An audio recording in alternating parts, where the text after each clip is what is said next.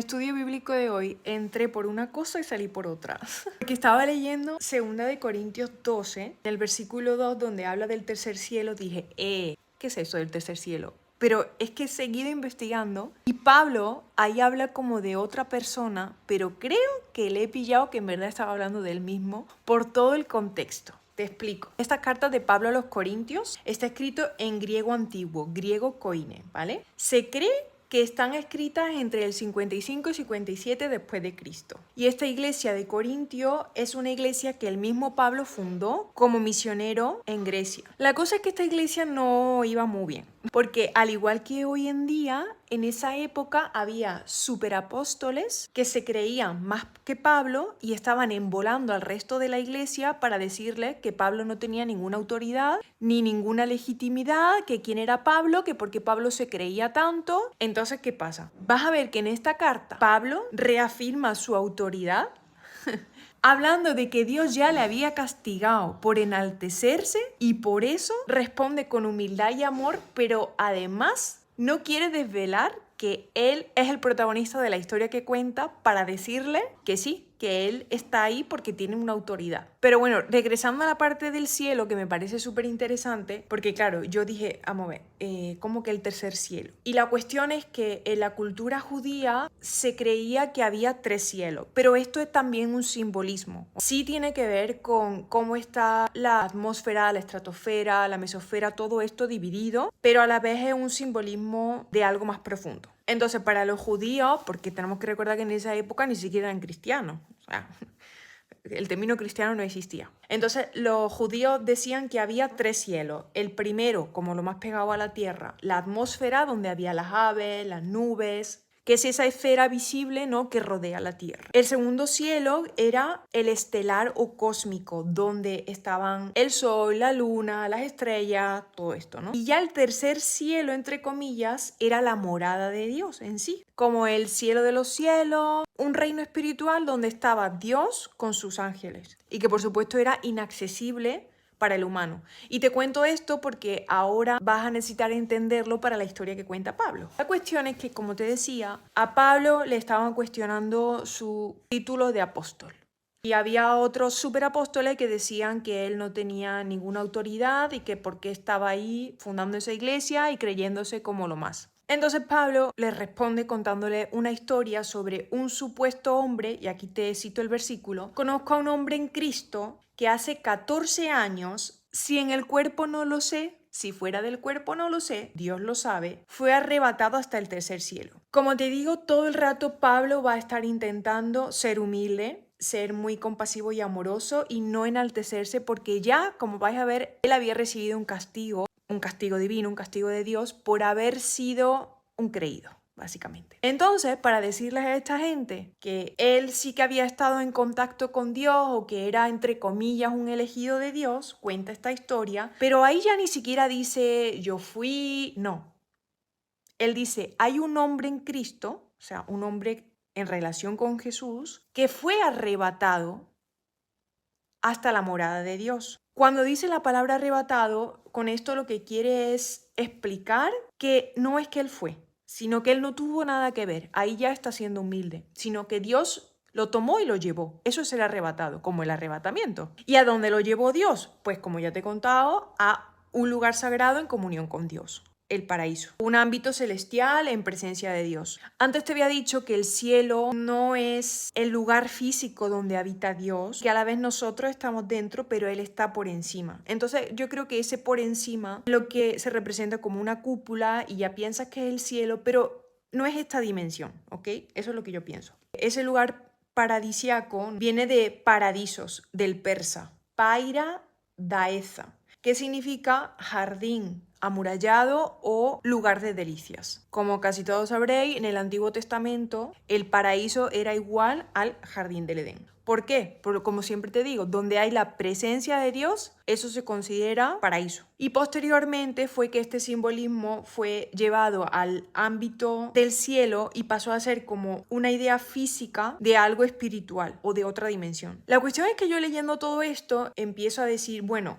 para empezar, ¿cómo es que Pablo sabía que hace 14 años. O sea, algo tan específico que este hombre fue arrebatado hasta el tercer cielo. Digo, ¿será que era el mismo Pablo? Y he descubierto que casi todos los teólogos dicen que sí. Primero porque aunque habla ahí en tercera persona, rápidamente cambia a hablar en primera persona. Y luego lo vais a ver. Luego dice un hombre en Cristo. O sea, él defiende su legitimidad y su autoridad sin enaltecerse, que es lo que él estaba buscando en esta carta. Porque como ya os he dicho, él ya había sido castigado. ¿Qué más pistas me hicieron creer que era el mismo Pablo? Pues cuando dice: conozco a tal hombre, si en el cuerpo o fuera del cuerpo no lo sé, Dios lo sabe. Entonces, ¿él cómo sabe tanto que este hombre duda de si él estaba en cuerpo o en espíritu cuando fue arrebatado al tercer cielo? O sea, o tú lo vives en tus carnes y lo experimentas, o es muy complicado que una persona te haya hecho saber que hace 14 años fue arrebatado al tercer cielo y esa persona no sabía si estaba en cuerpo o si estaba en espíritu. Y además que específicamente dijera que fue arrebatado del paraíso, que ya te he explicado, ¿no?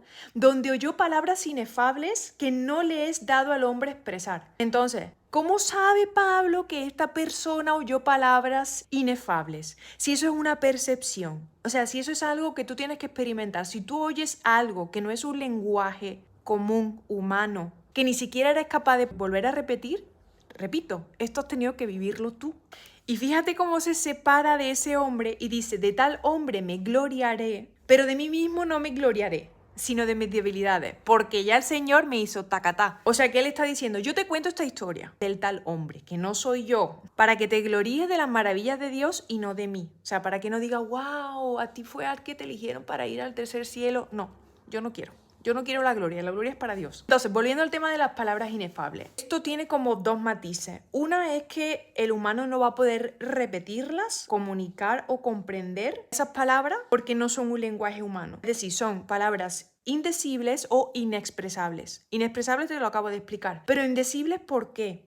Porque puede ser que aunque las haya comprendido, Dios le haya hecho saber que no las puede decir, que son un secreto, que es algo oculto o que es algo prohibido de repetir, por ese matiz sagrado de las palabras. Entonces Pablo va a seguir contando por qué, básicamente, él no está diciendo que es esa persona. Dice: pues si quisiera gloriarme, o sea, si quisiera decir que he sido yo, no sería insensato, porque estaría diciendo la verdad. Pero lo dejo, ahí dejo la historia, para que nadie piense de mí más de lo que en mí ve o oye de mí, y para que la grandeza de las revelaciones no me exaltase desmesuradamente, es decir, para que yo no me crea más de lo que soy, porque ya me fue dado un aguijón en la carne, un mensajero de Satanás, que me abofetease para que no me envaneciese, para que no pues me creyese que soy lo más, ¿no? Vamos a ver esto del aguijón de la carne y del mensajero de Satanás porque es increíble. Mira, la palabra aguijón aquí, él la escribió en griego, como ya te he dicho antes, y es skolops, que significa algo puntiagudo, como una espina, como un clavo o como un arpón, ¿no? Algo así como puntiagudo. ¿Qué pasa? Que aquí puede ser que Pablo esté hablando de algo físico o espiritual, o físico y espiritual. Pero lo que quiere decir es que tiene dos características. Y una es que es doloroso y persistente. Si está hablando de que es algo físico, se cree que puede ser una dolencia crónica o una enfermedad constante, es decir, algo tangible y doloroso. Se cree que Pablo podría tener problemas de visión, malaria, epilepsia o alguna condición nerviosa, ¿vale? Esto no se sabe con certeza qué es lo que tenía Pablo. No lo dice. Luego, si es ¿no? Una lucha espiritual, la cuestión es que sea lo que sea, es continuo, recurrente y puede ser, por ejemplo, ataques psíquicos o ataques espirituales, ¿no? Pero lo importante de todo esto, ya te digo, da igual si es algo físico, si es algo espiritual o si son los dos, la cuestión es dos cosas. Una, Dios lo permitió, y dos, el origen de esto, aunque Dios lo permitió, fue el mal. ¿Por qué? Porque dice que viene de un mensajero de Satanás. Es decir, probablemente alguna debilidad suya, como esta de enaltecerse, abrió las puertas para que Satanás entrara, Dios lo permitió para que Pablo pudiera tener o cumplir con ese propósito que Dios tenía para él. De hecho, más adelante vais a ver que dice que hasta 3 veces le dijo a Dios: por favor, Dios, quítame esto, cúrame esto, este aguijón, ¿no? Y Dios le dijo: no, no y no. Una vez más, Dios sabía, conocía el corazón de Pablo, porque Dios escudriña los corazones, y sabía que si no le dejaba este aguijón clavado, probablemente Pablo dejara de ser humilde y por lo tanto dejara de estar enfocado en Dios. Y esto le quedó a Pablo de recordatorio para siempre de que él depende de la gracia de Dios, no de la suya propia. Dios permitió que ese aguijón quedara en Pablo, aunque fuera doloroso física y o espiritualmente, porque tenía un propósito espiritual para que a Pablo le impulsara este dolor a confiar en Dios más profundamente todavía. Entonces, como te había adelantado, en el versículo 8 dice, respecto a lo cual 3 veces he rogado al Señor que lo quite de mí, y me ha dicho, bástate de mi gracia, que yo te sea suficiente, porque mi poder se perfecciona en la debilidad, en tu debilidad. O sea, cuanto más débil eres tú, más tienes que confiar en mí. Y continúa, por lo cual de buena gana me gloriaré más bien en mis debilidades, para que repose sobre mí el poder de Cristo. Y termina diciendo, por lo cual, por amor a Cristo, me gozo en las debilidades, en los insultos, en las necesidades, en las persecuciones, en las angustias, porque cuando soy débil, entonces soy fuerte. Y probablemente si Dios no hubiera permitido esta maldición de Satanás en Pablo, todo lo que Pablo tuvo que sufrir después en prisión, como lo dice, todos los insultos, todas las necesidades, las persecuciones, las angustias, a él lo hubieran devastado. Porque él no se hubiera crecido, no hubiera sido más fuerte en la debilidad. Al contrario, hubiera sido destrozado por Satanás. Así que a mí me parece impresionante el darme cuenta de que Dios utiliza también a Satanás. O sea, no solo utiliza a sus soldados espirituales del reino celestial, como a Pablo, sino que al propio Satanás Dios lo utiliza y por eso Dios muchas veces permite cosas. El por qué las permite no lo sé, el por qué unas sí y otras no, no lo sé, pero lo que se ve es que Dios hay cosas que permite para su propósito divino. Ya como anécdota final, Pablo termina diciendo, perdónenme este agravio, ¿no? Pero es que Pablo era un crack. O sea, Pablo aquí lo dice con ironía. Pablo es como si dijera, perdóneme por nada o perdóname por cuidar de ti, ¿sabes? Porque esta iglesia que al inicio de la historia te he estado contando que estaba como un poco rebotada con Pablo, lo estaba porque Pablo no había permitido que le hicieran donaciones, no por nada, sino porque ya era una iglesia difícil, ya había estos superapóstoles queriendo hacer quedar mal a Pablo y si encontraban cualquier miga para que pareciese que Pablo los estaba utilizando o que Pablo lo que quería de ellos era su dinero, iba a tener mayores problemas. Entonces Pablo dijo, no me donéis nada, no quiero nada. Entonces ellos se habían sentido repudiados por Pablo porque Pablo les dijo, guárdense el dinero, yo ya tengo otras donaciones de otras iglesias, con eso yo demuestro que yo lo que quiero es tu espíritu, yo no quiero tu dinero, yo no quiero lo que tú tienes, ni lo que tú haces, yo quiero lo que tú eres, yo quiero tu salvación. De hecho, Pablo lo dice, lo que quiero no es lo que tenéis, sino a vosotros. Entonces Pablo está diciendo, perdón por no haber sido un interesado. Es como si estuviera diciendo eso Pablo, ¿no? Bueno, espero que el estudio bíblico de hoy te haya parecido súper interesante. A mí me ha encantado también compartirlo contigo y como siempre espero que Dios te bendiga y hasta la próxima.